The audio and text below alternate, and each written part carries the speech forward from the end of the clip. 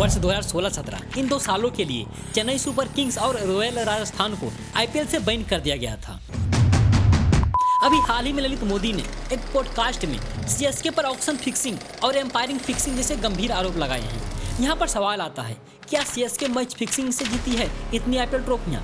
इस वीडियो में हम बहुत सारे ऐसे सवालों के जवाब जानने वाले हैं जो कहीं ना कहीं हम सबसे छुपा हुआ था। जैसे, क्या आईपीएल आईसीएल की कॉपी है? आखिर आईसीएल बंद क्यों हो गई जबकि आईसीएल आईपीएल से पहले स्टार्ट हुई थी? आईपीएल को जन्म देने वाले ललित मोदी कौन थे? 2007 T20I वर्ल्ड कप में इंडिया की मेन टीम क्यों नहीं गई थी? क्या 2007 T20I वर्ल्ड कप में MS धोनी की टीम इंडिया की बी टीम थी? हम तमाम ऐसे सवालों के जवाब इस वीडियो में जानने वाले हैं। अगर अभी तक आपने हमारे चैनल इट्स ओके कुमार को सब्सक्राइब नहीं किया है तो जल्दी से सब्सक्राइब कर दें। ये जो आईपीएल है जिसकी अभी की वैल्यूएशन $16.4 बिलियन है, जिसके कारण आज बीसीसीआई दुनिया के सबसे अमीर क्रिकेट बोर्ड है। ये आईपीएल किसी और की नहीं बल्कि ललित मोदी के दिमाग की उपज है। वही ललित मोदी जिन्हें बाद में भारत छोड़कर लंदन में शरण लेनी पड़ी। वही ललित मोदी जिन पर money laundering, match fixing, betting जैसे गंभीर आरोप थे। अगर हम बात करें ललित मोदी की तो ललित मोदी बिजनेसमैन कृष्ण कुमार मोदी के बेटे हैं। ललित मोदी हमेशा से ही एक सादे दिमाग वाला व्यक्ति रहे हैं। इनके कॉलेज के दिनों में भी यूएसए में इन पर ड्रग्स स्मगलिंग जैसे आरोप लगे थे। ललित मोदी भारतीय क्रिकेट के सबसे चर्चित व्यक्तियों में से एक थे। उन्होंने क्रिकेट की दुनिया में आईपीएल को जन्म दिया है। अगर हम बात करें कि ललित मोदी को आईपीएल का विचार कैसे आया, तो ललित मोदी को अमेरिका में पढ़ाई के दौरान नेशनल फुटबॉल लीग और नेशनल बास्केटबॉल एसोसिएशन से प्रेरणा मिली थी। उन्होंने सोचा, भारत में भी लोग 2 चीज़ों के बहुत दीवाने हैं, पहला बॉलीवुड एंड दूसरा क्रिकेट। अगर इन दोनों को मिला दिया जाए तो इसी तरह से क्रिकेट को भी ग्लैमरस और मनोरंजक बनाया जा सकता है। 1990 के दशक में ललित मोदी ने भारत लौटकर इस आइडिया को बीसीसीआई के सामने रखा, लेकिन उस समय यह विचार को बीसीसीआई का समर्थन नहीं मिला। उस समय क्रिकेट पारंपरिक फॉर्मेट में खेला जाता था और उस समय एक 20 ओवर वाला T20 क्रिकेट फॉर्मेट नया था, लोगों से अपरिचित था।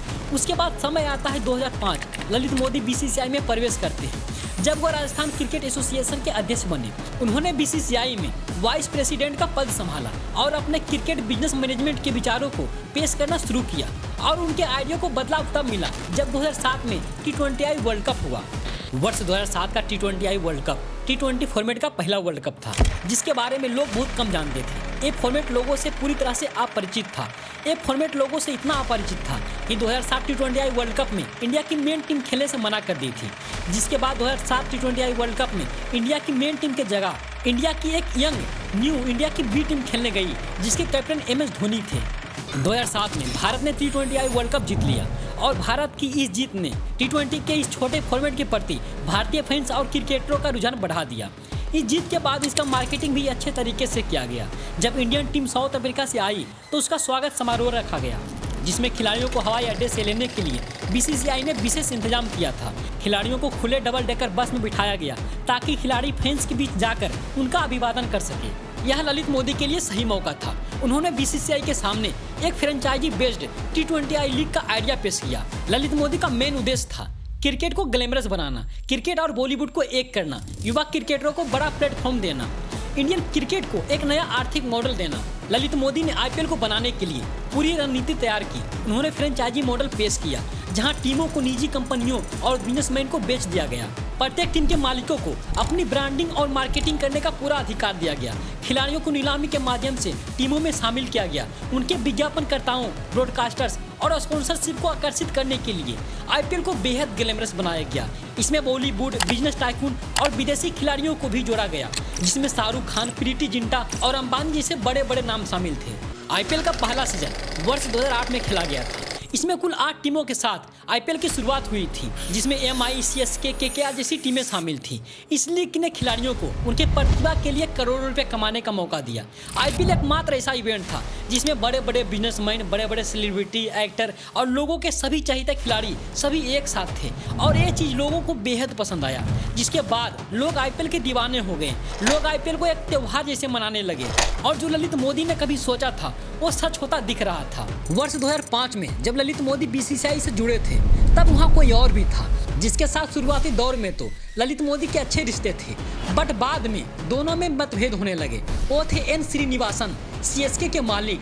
2005-06 के दौरान ही ललित मोदी ने आईपीएल का विचार पेश किया था। उस समय एन श्रीनिवासन ने इसे बीसीसीआई के तहत एक अच्छा व्यावसायिक मॉडल के रूप में समर्थन दिया था, लेकिन बाद में श्रीनिवासन और ललित मोदी के बीच मतभेद होने लगा।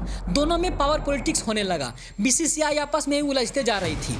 पर वहीं साइड वाइज कुछ कहानियां और भी चल रही थी। वो कहानी थी आईसीएल, इंडियन क्रिकेट लीग बनने की कहानी। अर्ली 2000 तक आते आते क्रिकेट बहुत फेमस हो चुका था और इतना फेमस हो चुका था कि लोग क्रिकेट को महबूब की नज़र से देखने लगे थे। ब्रॉडकास्टर्स भी इन मैचों के बीच ऐड चला कर मोटा पैसा कमाने लगे थे। ललित मोदी के अलावा भी और ऐसे बिजनेसमैन थे जिसने क्रिकेट में पैसे कमाने की पोटेंशियल को भांप लिया था। इंडियन क्रिकेट के ब्रॉडकास्टिंग राइट्स इतने महंगे हो गए थे कि वर्ष 2000 के अराउंड ही बीसीसीआई दुनिया के सबसे अमीर क्रिकेट बोर्ड बनने की राह पर चल दिया था। अब तक देश भर के बिजनेसमैन को दिख गया था कि इंडियन स्पोर्ट्स इकोनॉमी में अगर कहीं पैसा है तो क्रिकेट में है। इस सोच के साथ सभी बड़े बड़े ब्रॉडकास्टर्स बीसीसीआई से ब्रॉडकास्टिंग राइट्स लेने के लिए बड़ी बड़ी बोली लगाने लगे। यहीं पर एंट्री होती है बिजनेसमैन सुभाष चंद्र गोयनका, जीटीवी को ओन करने वाले एसएल ग्रुप के मालिक का। सुभाष चंद्र गोयनका उस समय इंडियन मीडिया के सबसे बड़े बिजनेसमैन थे। सुभाष चंद्र गोयनका बीसीसीआई से ब्रॉडकास्टिंग राइट्स लेने के लिए बिड लगाते हैं और ऑलमोस्ट बीसीसीआई ने सुभाष चंद्र गोयनका को ब्रॉडकास्टिंग का टेंडर दे ही दी थी। सारे न्यूज़पेपर में छप गए थे कि ब्रॉडकास्टिंग राइट्स जी ग्रुप को मिल गए हैं। बट आइन वक्त पर बीसीसीआई ने अपने कदम पीछे कर लिए और जी ग्रुप के स्थान पर ब्रॉडकास्टिंग का टेंडर ईएसपीएन स्टार स्पोर्ट को दे दिया गया। बीसीसीआई के इस रवैये से सुभाष चंद्र गोयनका बहुत हर्ट हुए, जिसके बाद सुभाष गोयनका बीसीसीआई को बॉम्बे हाई कोर्ट लेकर जाते हैं। वहां केस चलता है बट फैसला सुभाष गोयनका के पक्ष में नहीं आया। सुभाष चंद्र गोयनका एक बिलियनियर थे और इस स्टेटस के बाद भी बीसीसीआई से हार ने सुभाष चंद्र गोयनका को फ्रस्ट्रेट कर दिया था। अब सुभाष गोयनका किसी भी तरह अपने आप को बीसीसीआई से सुप्रीम बनाना चाहते थे। अब वर्ष आता है 2007 जब इंडिया की एक young team T20 world cup जीत लेता है। इस समय तक मानो क्रिकेट एक खेल से एक धर्म बन चुका था। सभी पैसे कमा रहे थे, वो खिलाड़ी हो, बीसीसीआई हो या ब्रॉडकास्टर्स हो। सभी खिलाड़ी सुपरस्टार बन गए थे। एमएस धोनी, युवराज सिंह जैसे खिलाड़ी क्रिकेट के आइकन बन चुके थे। बट कहीं से भी सुभाष गोयनका को इस क्रिकेट से जुड़ने का मौका नहीं मिल रहा था। 2007 T20 वर्ल्ड कप के हर इवेंट पर ललित मोदी के साथ साथ सुभाष गोयनका भी नजर बनाए हुए थे और दोनों के दिमाग में एक ही प्लान चल रहा था कि क्रिकेट को और ग्लैमरस बनाकर उससे पैसे कैसे कमाए जाए। जहां ललित मोदी आईपीएल के बारे में सोच रहे थे, वहीं सुभाष गोयनका आईसीएल के बारे में सोच रहे थे। इस समय दुनिया में स्पोर्ट्स लीग ग्रो करके बिलियन डॉलर कमा रहे थे। Subhash Goenka European soccer league और अमेरिकन फुटबॉल लीग से बहुत इंस्पायर्ड थे। सुभाष गोयनका ने सोचा अगर मैं भी एक ऐसी लीग भारत में शुरू कर दूं और एक बार प्रूव कर दूं कि मेरे आइडिया से इंडियन क्रिकेट सालों तक करोड़ों रुपए कमा सकता है, तो बीसीसीआई क्या आईसीसी भी इन करोड़ों रुपए के सामने झुक जाएगा। यहाँ से सुभाष चंद्र गोयनका निकल पड़े इंडिया के सबसे बड़े लीग को फाइनेंस करने। इस लीग को पैन इंडिया फेमस बनाने के लिए इसे नाम दिया गया आईसीएल, इंडियन क्रिकेट लीग। हर दिन के साथ आईसीएल फेमस होता जा रहा था। इससे world cup winner Kapil Dev जैसे बड़े बड़े नाम जुड़ रहे थे। डोमेस्टिक से लेकर इंटरनेशनल सभी खिलाड़ी जुड़ रहे थे। ये सब बीसीसीआई को बिल्कुल पसंद नहीं आ रहा था। बीसीसीआई को साफ दिख रहा था कि हजारों करोड़ का बिजनेस उनसे दूर जा रहा है। बीसीसीआई को यह भी चिंता हो रही थी कि इंडियन क्रिकेट का सारा अटेंशन कहीं आईसीएल ना ले ले। तभी बीसीसीआई ने आईसीएल के खिलाफ एक्शन लेना शुरू किया और आईसीएल को अनऑफिशियल लीग घोषित कर दिया और कहा आईसीएल के लिए बीसीसीआई ने अप्रूवल नहीं दिया है। सो जो कोई भी इस लीग से खुद को जोड़ रहा है वो सावधान हो जाए, क्योंकि फिर बीसीसीआई में उनका दाल कभी नहीं गलेगा। यहीं पर बीसीसीआई ने कपिल देव को बीसीसीआई से सस्पेंड कर दिया। बीसीसीआई हर हाल में आईसीसी का पत्ता साफ करना चाहती थी।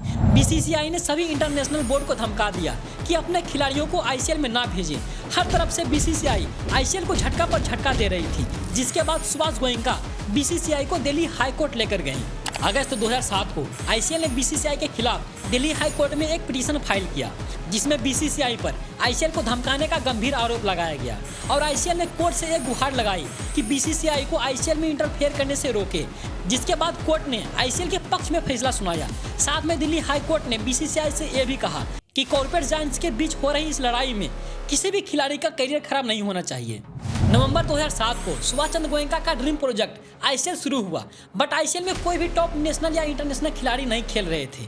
बीसीसीआई के डर से इसमें डोमेस्टिक खिलाड़ी भी भाग नहीं ले रहे थे।